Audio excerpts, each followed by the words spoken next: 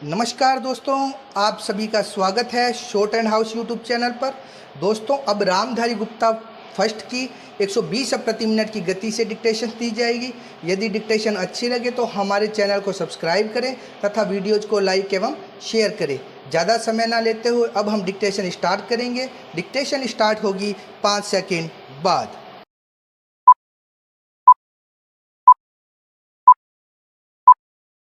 Start. सभापति महोदय, मैं रक्षा मंत्रालय की मांगों का समर्थन करने के लिए खड़ा हुआ हूं। वर्तमान घटनाओं से पता चलता है कि संसार का हर देश अपनी सुरक्षा के बारे में चिंतित है और उसके लिए हर प्रयत्न कर रहा है। इस दृष्टि से अन्य देशों की तरह हमारे देश में भी रक्षा मंत्रालय का महत्व है। मुझे इस बात की खुशी है कि जहां अन्य मंत्रालयों की उनके पिछले साल के कामों के बारे में काफ़ी आलोचना हुई है, वहां इस मंत्रालय की कम आलोचना हुई है।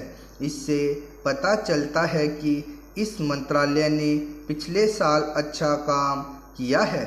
मोटे तौर पर किसी भी देश की सुरक्षा नीति का लक्ष्य यह होता है कि दूसरे देशों, खास तौर से पड़ोसी देशों के साथ मित्रता के संबंध स्थापित हो और हम एक दूसरे के मामलों में हस्तक्षेप न करें। लेकिन उसके साथ यह भी ज़रूरी होता है कि हम अपने देश की सीमाओं और अखंडता की रक्षा करें। इसलिए हमारे देश का यह कर्तव्य हो जाता है कि हम अपने पड़ोसियों के कार्यों पर पूरी नज़र रखें, क्योंकि आज तक हमारे देश पर जो संकट आए वे हमारे पड़ोसियों से आए हैं। 1965 में पाकिस्तान के साथ जो लड़ाई हुई और उसके बाद ताशकंद में जो समझौता हुआ वह सिर्फ कागज़ पर ही रहा। पाकिस्तान ने उस पर कोई अमल नहीं किया। इस दृष्टि से बहुत ज़रूरी है कि हम अपनी देश की सुरक्षा की हर तरह से व्यवस्था करें। हमारा उद्देश्य दूसरों पर आक्रमण करना नहीं है, लेकिन यदि हम पर कोई आक्रमण करे तो हम में इतनी शक्ति अवश्य होनी चाहिए कि हम उसका डटकर सामना कर सकें। आप जानते हैं कि पिछले दिनों पाकिस्तान को अमेरिका और चीन से काफ़ी मदद मिली है। रक्षा मंत्रालय की रिपोर्ट में भी कहा गया है कि पिछले साल अमेरिका ने पाकिस्तान को 1500 करोड़ रुपए की फौजी सहायता दी है। आज जहां हम फौजी सामान के लिए अपने कारखानों की मदद से अपनी शक्ति बढ़ाने का प्रयत्न कर रहे हैं, वहां पाकिस्तान संसार के देशों से फौजी सामान खरीद रहा है। अपनी नीति के कारण वह सब देशों से लाभ उठा रहा है।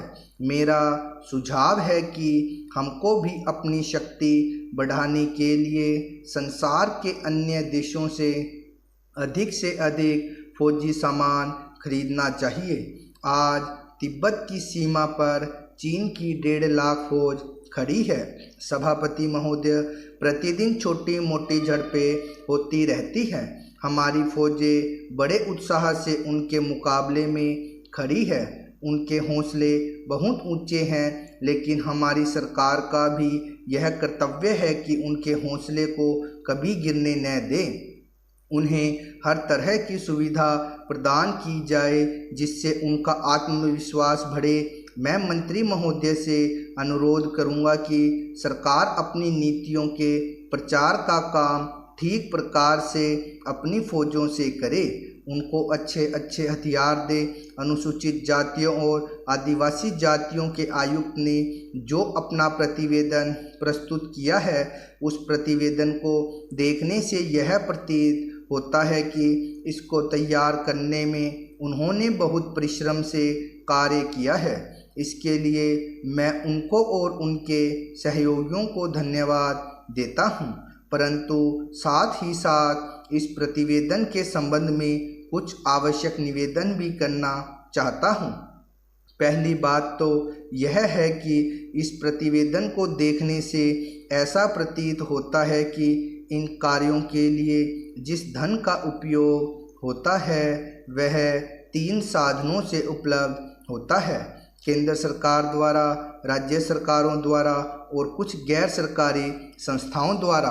प्रतिवेदन के अनुसार जितना धन इन कार्यों पर व्यय करने के लिए दिया जाता है उतना धन पूरी तरह से व्यय नहीं हो पाता। मैं यह नहीं कह सकता कि आवश्यकता से अधिक धन दिया जाता है या कार्यकर्ताओं को वह धन प्राप्त ही नहीं होता, जिसके कारण से वह बिना खर्च हुए बच जाता है।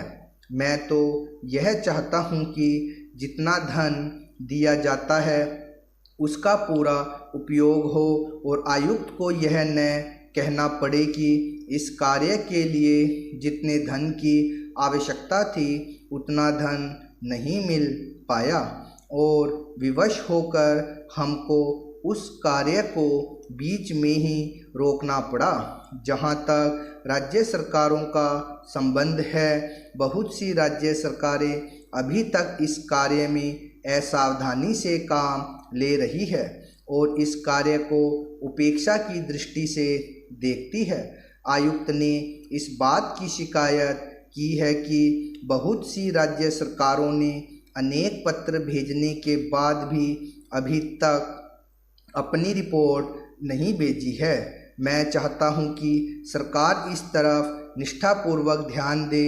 राज्य सरकारों पर दबाव डाला जाए कि वे इस दायित्व के प्रति सचेत हो और आयुक्त को उनके कार्य में पूरा सहयोग प्रदान करें। सभापति महोदय, किसानों की उपज की आप न अधिक कीमत दे सकते हैं और न अधिक उपजाने के लिए जो साधन देश में उपलब्ध है उनकी तरफ आपका ध्यान जा रहा है। जो कुछ आप कर रहे हैं उससे कोई अच्छा भविष्य नज़र नहीं आ रहा है। मैं यही कहना चाहता हूं कि आप देखें कि आपके कार्यक्रम में कहाँ त्रुटि है, कहाँ कमी है। आपने कर लगा रखे हैं, आपने जो कर लगाए हैं वे तो लगाए ही हैं। हमारे प्रदेश में तो ज़मीन पर 25% ज़्यादा कर भी लगा दिया गया है। इतना बोझ अगर किसान पर होगा तो उसकी कमर टूट जाएगी। वह पहले से टूटी जा रही है, लेकिन वे इन करों को देने के लिए भी तैयार है। यदि आप उस तरह के साधन उन किसानों के लिए तैयार करें। हमारे उत्तर प्रदेश के कुछ ज़िले हैं, पूर्वी ज़िले हैं, जहां पर बहुत बुरी स्थिति है। हमारे सदन के एक सदस्य ने रो रो कर आपको यह बताया था कि वहां लोगों को 2 रुपये मजदूरी में मिलता है। इतनी ही एक दिन की उनकी मजदूरी है। सरकार ने एक आयोग की नियुक्ति की थी ताकि वहां पर कुछ विकास के कार्य किए जाएं। वह योजना भी अब खटाई में पड़ गई है। आपका ध्यान इन समस्त चीज़ों की ओर कैसे दिलाया जाए, कैसे आपका ध्यान इन सभी कठिनाइयों की ओर आकर्षित किया जाए, समझ में नहीं आता है। यातायात के साधनों की स्थिति यह है कि ट्रेनों में दूसरे दर्जे में भीड़ भाड़ का कोई ठिकाना नहीं है, उसकी कोई सीमा नहीं है। हर रोज़ ऐसा मालूम पड़ता है कि कोई मेला चल रहा है। आपके पास अच्छे इंजन हैं, अच्छे गति वाले इंजन हैं, लाइन भी अच्छी है, तो क्यों नहीं दूसरे दर्जे के अधिक डिब्बे लगाए जाते हैं। लोगों को कुछ सुविधा मिल जाए, वह काम नहीं किया जा रहा है। आपको किसान की, देहात में रहने वाले आदमी की, मजदूर की परवाह नहीं है, जो समस्त कठिनाइयों को झेलता है। आपके सारे कार्यक्रम को पूरा करने की उसमें कहाँ से शक्ति आएगी। कैसे वे अधिक अन्न उपजाकर आपको दे सकेंगे। आप इन सब पर सोच विचार करें। आपने बड़े बड़े फार्म बना दिए हैं, क्या उन्हें आपके फार्म से कोई लाभ मिल रहा है? सभापति महोदय, सरकार ने कई कृषि फार्म खोले हैं। क्या ये फार्म घाटे में नहीं चल रहे हैं? अगर सारे खर्च जोड़ दिए जाएं, बड़े बड़े अधिकारियों के वेतन जोड़ दिए जाएं तो पता चलेगा कि सारे ये कृषि फार्म घाटे में चल रहे हैं। क्या उसी तरह से आप सारे किसानों को घाटे पर खेती करने के लिए मजबूर करेंगे? स्टॉप। 120 शब्द प्रति मिनट की गति से थी ये डिक्टेशन। रामधारी गुप्ता खंड के अभ्यास 1, 2 और 3 थे। इनका बार बार अभ्यास कीजिए तथा इन्हें कम से कम एक बार ट्रांसक्राइब जरूर कीजिए। धन्यवाद।